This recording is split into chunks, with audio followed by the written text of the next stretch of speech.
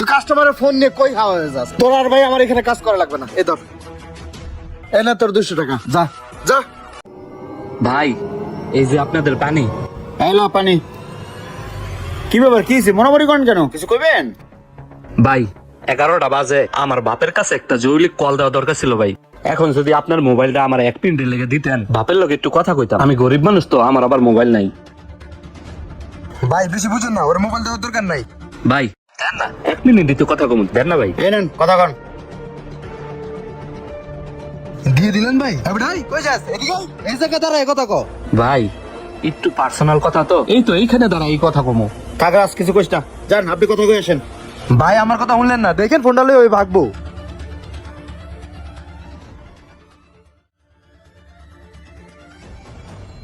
ভাই ওই না তোমার 1 মিনিটের কথা কই গেল, অলরেডি 10 মিনিট ওভার হয়ে গেছে গা। ওই ফোন লয়ে ভাগছে, যাইয়া দেখো ওরে আর এলাকায় ভাই। কি কস? বেশি বুঝো তুমি। তাই তো, ওরা তো কোথাও দেই না। দেখছো ভাই আশেপাশে ও নাই। তাই তো, কোন দিক গেল? আমার 1.5 লাখ টাকার ফোনটা লত মালিকের কাছে যাই। ভাই ওই যে লুঙ্গি পরা আপনার একটা কর্মচারী ছিল না, আমার যে মাত্র সিঙ্গার দিল ভাই, ওরা একটা কল দেন না। কেন, কি হয়েছে? কি করছো? করছে হলো ভাই আমার দামি 1.5 লাখ টাকার ফোনটা নিয়ে কইলে 1 মিনিট কথা কবে ফোনে, ফোনটা নিয়ে বাইরে গেল আর দেয় হাওয়া ভাই। আরে ভাই ওরে তো আমিও চিনি না, ওর নামটা পর্যন্ত আমি জানি না। চেনেন না জানেন না, হুট করে ফোনটা দিয়ে বই আছে। ওরে তো আমি ভাই মাত্র 2 ঘন্টার জন্য কাজে রাখছিলাম। শোনান তাইলে। ভাই আসসালামু আলাইকুম। ওয়ালাইকুম আসসালাম। ভাই আপনার এই রেস্টুরেন্টে আমার একটা কাম দেন না ভাই। আরে ভাই আমার এই দোকানটা অনেক ছোট দোকান, এখানে অলরেডি 2টা কর্মচারী কাজ করে, এখানে কোনো কাজ নেই ভাই, সামনে যান। ও ভাই তাহলে একটা কাজ করেন, আমারে না 200 গান টাকা দেন। হায় রে, একবার কোন কাজ দেন, একবার কোন টাকা দেন। এই সামনে যান তো ভাই। ভাই আমার না 200 গান টাকা খুবই দরকার ভাই, আমারে 200 গান টাকা দেন, এর বিনিময়ে আমি 2-3 ঘন্টা কাজ করে দিয়ে যাই। আচ্ছা যান, ওই যে থালা বাসন গুলো ধন, 2 ঘন্টা কাজ করে আমার থেকে 200 টাকা নিয়ে যান। যান। আচ্ছা ভাই। এই রহেন, ওর কাজটা একটু বোঝায় দে। ভাই সবই তো শুনলেন, আমার মনে হয় ছেলেটা একটা বাটপার। আপনার ফোনটা নিয়ে পালাইছে ভাই, এখানে সময় নষ্ট না করে তাড়াতাড়ি থানায় যান, একটা জিডি কর। ঠিক আছে ভাই, এই চল চল থানায় চল। বুঝু ঠেলা।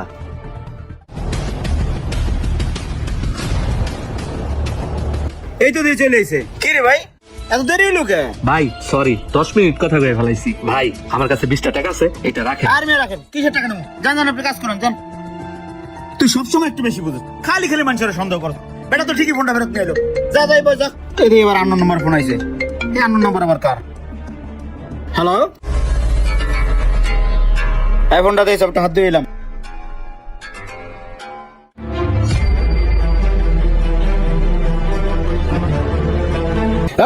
জি ভাই।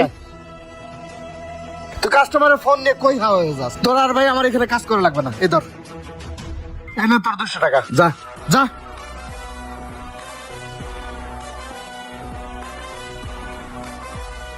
আর কিছু খাবি? না না ভাই কিছু খাবো না।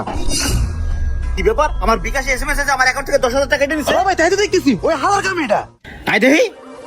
এ ভাই আপনি ওই বাটপা কর্মচারী কই? কি রে ভাই আবার কি সমস্যা? আপনার বন্ধু খুঁজে পাইছেন, এখন আবার ওর খুঁজতেছেন কেন? আরে ভাই আপনার ওই বাটপা কর্মচারী আঙ্গু বিকাশ থেকে 10,000 টাকা ক্যাশ মেরে লয়ে গেছে গা। কি রে ভাই আপনারা কি পাগল? ওই 1.5 লাখ টাকার ফোন ফেরত দিয়ে গেল আর আপনার এই 10,000 টাকা ক্যাশ আউট করে নিবা? আচ্ছা ঠিক আছে মানলাম, ওর আপনার টাকা নিছে, তো আপনার ফোনের পাসওয়ার্ড কই জানে? আরে ভাই ওই ক্যাশ আউট মারছে, ফোন তোর কাছে ছিল, এলাকাতে দেরি করে আইছি।